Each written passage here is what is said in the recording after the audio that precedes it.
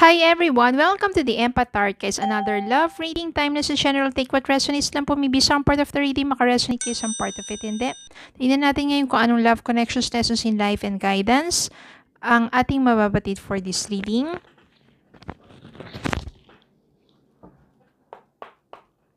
Spirit guys, send me messages. Anong mga gabay at aral sa buhay pag-ibig ang nais yung ipabatid sa amin. Spirit guide. Anong love connections ito?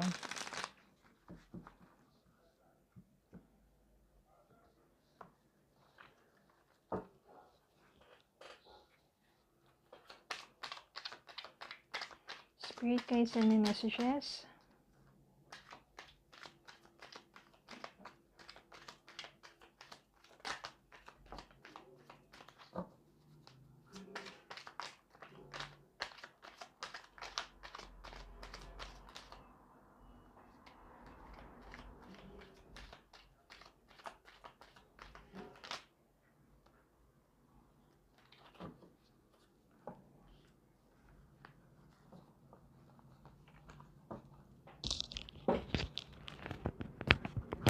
Ten of Wands.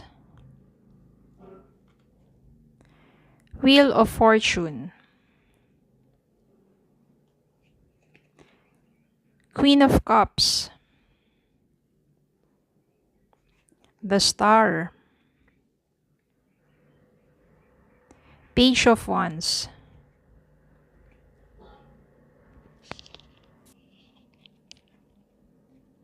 Temperance. Five of Pentacles. Five of Cups.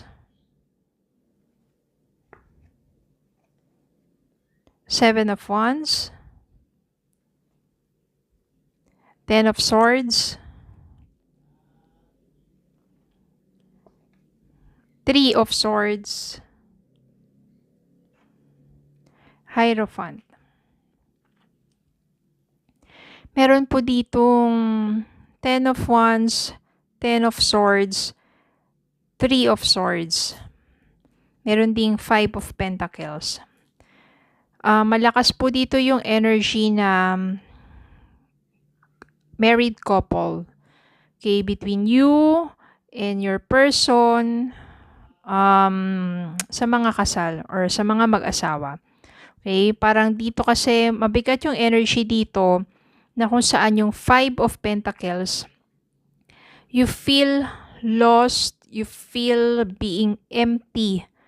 No, parang walang-wala, parang sobrang tinding kawalan.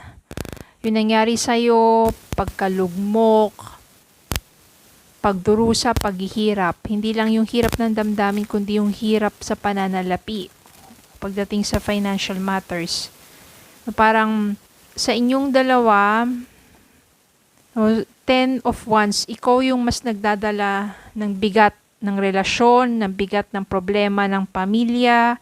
Ikaw yung mas nagdadala o nagpapasan ng mga matitinding problema. Hanggang sa parang ang nangyari dito, sobra na yung pain na dinadala mo na maari kasi kaya rin financial matters dito.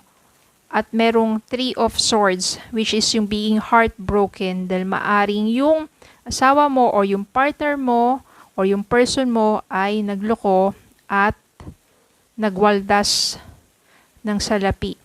Na imbis na ilaan para sa iyo o sa pamilya nyo, winaldas sa ibang bagay, maaring bisyo o maaring ibang tao.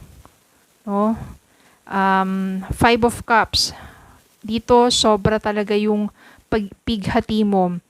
Sobrang dami mong regrets. Bakit pinakisamahan mo tong taong to? Bakit kahit paulit-ulit na lang, no, nag-stay ka pa rin sa relasyon ninyo, na sobra talagang durog na yung puso mo sa pinagagawa niya sa iyo, sa pamilya ninyo. Pagdating sa kabuhayan, wala na, lugmok na. Pagdating din sa damdamin, siguro itong person ninyo is sobrang, sabihin na natin babaero. Kung lalaki naman kayo, itong person ninyo ay grabe na alam niyo na yun. Okay? So, dito, napagod ka na. Dahil paulit-ulit na lang yung cycle ninyo eh. At ikaw yung nagpapasa ng matinding problema o ng bigat ng relasyon ninyo, ng pagsasama ninyo kasi parang wala siyang pakialam. Ikaw yung naghihirap dyan, financially din, yan, sa kabuhayan at everything. At naapektuhan kung meron kayong anak, naapektuhan din yung mga anak ninyo. Ten of Swords, tinapos mo na. Parang kasi dito, 10 na yung saksak mo eh. Ayan, parang ano na, sobra na, tama na pagod ka na. Ayaw mo na. Pinaalis mo na yung taong yun sa buhay mo. And ang maganda dito, nagsimula ka humingi ng tulong sa mas nakakatanda sa inyo. Ask guidance and advice. Lumipas yung panahon, naging matyaga ka. Lumipas yung panahon dito na nagpursige ka na ikaw na lang yung nagsusumikap para sa inyo. Nang tinapos mo na ang lahat sa inyo, kasi maaring pinalis mo na siya sa buhay nyo, sa poder mo, lumayo ka na. Hinanap mo muna yung sarili mo kung ano yung nais o nahangad mo at una doon yung passion, yung pangkabuhayan. At nagkaroon ka ng pag-asa dito. Yung star signifies hope. So nagkaroon ka ng panibagong pag-asa sa buhay dahil mabuti kang tao, dahil mapagmahal kang tao. O meron kang mabuting puso, mabuting kalooban. Talagang ipagkakalob sa iyo yung panibagong simula. Which is, yun ang magdadala sa iyo sa isang magandang kapalaran. Pagdating to sa kabuhayan, sa takbo ng pamilya ninyo, ikaw na yung magiging breadwinner, ikaw na yung talagang nang gagaan yung buhay mo dahil nakaalis ka dun sa isang taong toxic. At gaganda yung kapalaran mo, itataguyod mo yung pamilya mo, hindi mo kailangan ng sino man. Dahil sa pagsusumikap mo.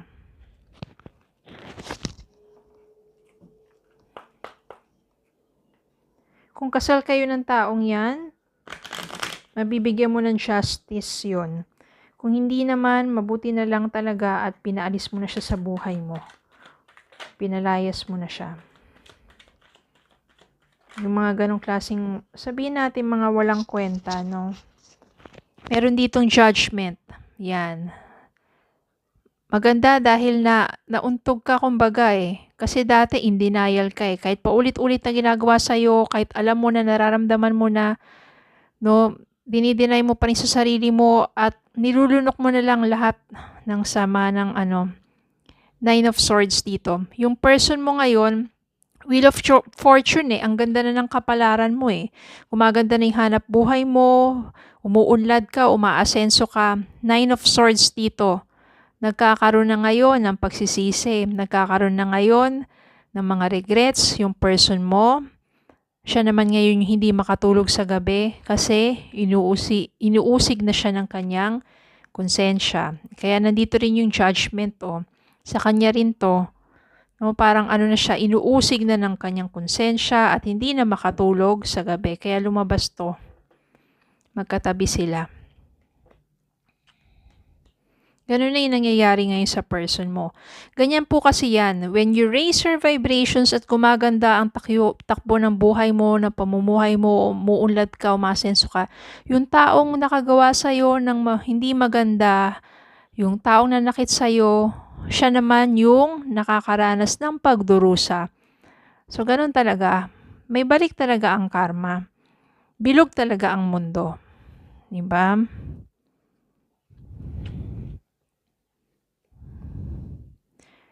Four of Wands. Ngayon, gusto niya makipagbalikan sa'yo. Diba? Syempre, naghihirap na siya at ikaw naman, umaasenso ka na eh. Gustong humingi ng tawad, gustong magmakaawa, gustong makipagbalikan. Aayusin na raw niya at makikipagtulungan na raw siya sa'yo.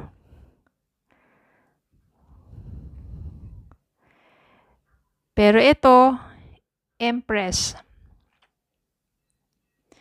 Yung Empress kasi siya yung someone na may mabuting kalooban, na forgiving, loving, and caring. Kaya sa bandang huli, parang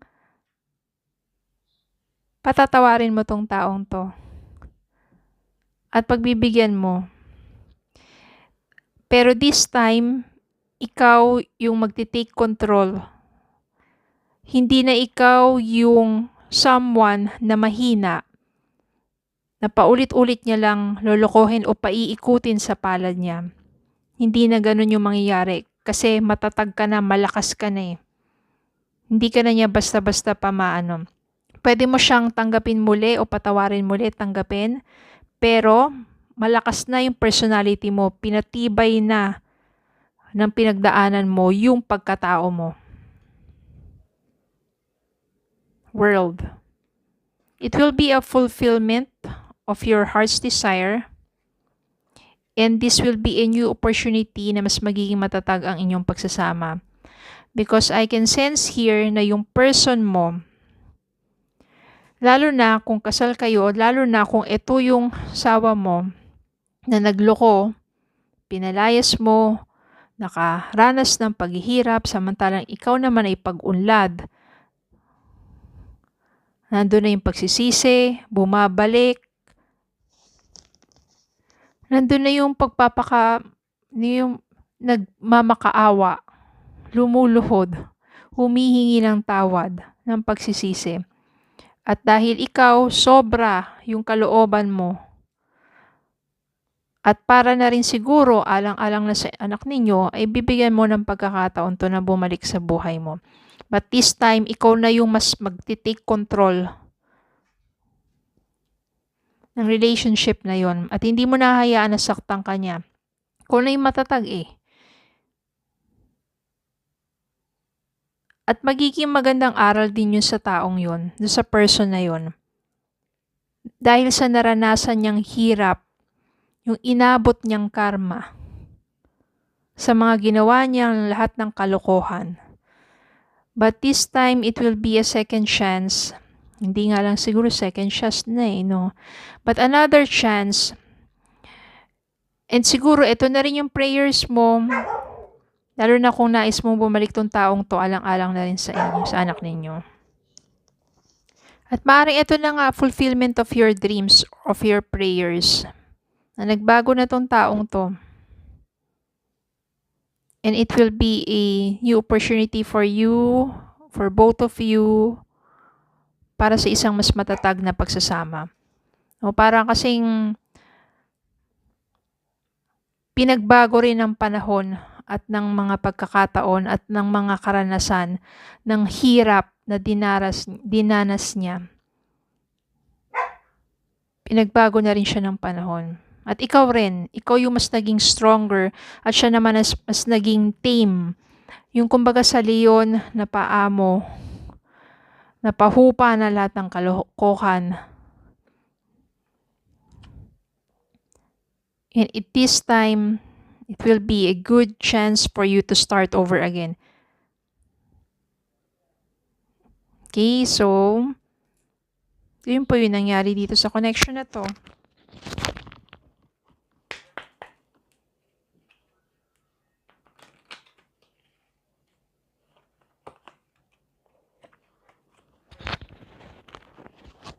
A message for you. I'm thinking of you this very moment. Your love fills me with light. I love you. O yan. May I love you na siya ngayon. After all, sa'yo pa rin ang balik. Sa'yo pa rin ang bagsak ng taong to.